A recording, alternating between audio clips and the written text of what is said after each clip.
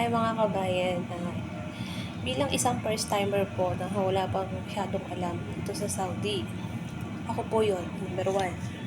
Nung una po, syempre, sa unang pasok natin sa amo natin,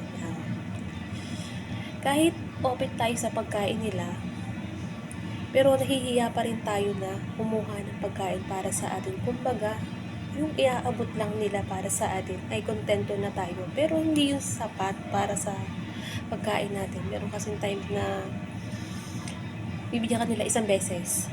Pero, nasa sayo na yun kung kukuha ka pa ng pagkain mo. Kasi sanay tayo sa Pilipinas, 3 beses tayong kumakain sa isang araw. So, ang gagawin mo, ganito. Tuturuan kita.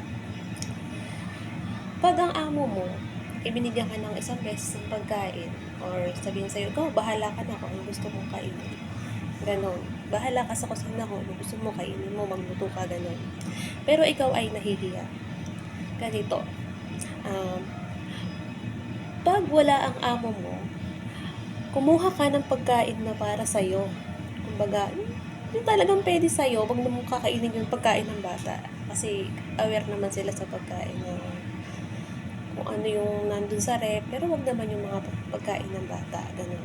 Number 1, pwede ka magluto ng itlog or mga indomie.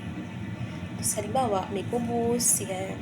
Magdala ka sa kwarto mo. Kasi, hindi mo naman masasabi kung ano ba, magugutom ka ba doon o hindi. Kaya, sa'yo, magmatalino ka din.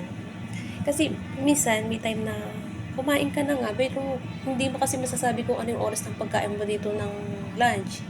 So, kasi, nakakain ka na minsan, 3:00, yan, 1:00, sa umaga kapilang, at saka, bawa, mga kubus, bread, yan. Hindi yan sapat sa atin bilang magtatrabaho sa isang maghapon na yun lang yung kakainin mo. So, kailangan maging matalino ka. Kung meron dong mga indomie, itlog, magluto ka para sa iyong resistensya.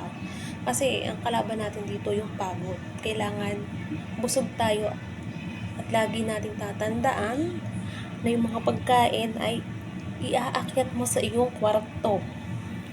At mas maigi na yung may alam ka dito sa Saudi. Kasi number 1 mo talaga. Di tayo pare-parehas ng mga amo. Merong swerte, merong hindi talaga. Merong talagang amo na hindi nagbibigay ng pagkain.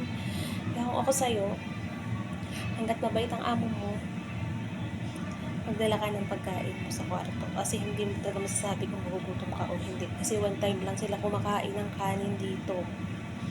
Tapos hindi ka pa sanay. Kasi iba yung kanin nila dito. Always kapsa. Yan, chicken. Yun lang mga kaps. Sa mga first timer na tulad ko, magmatalino kayo at huwag kayo magpapakagutom. Ha? Bye!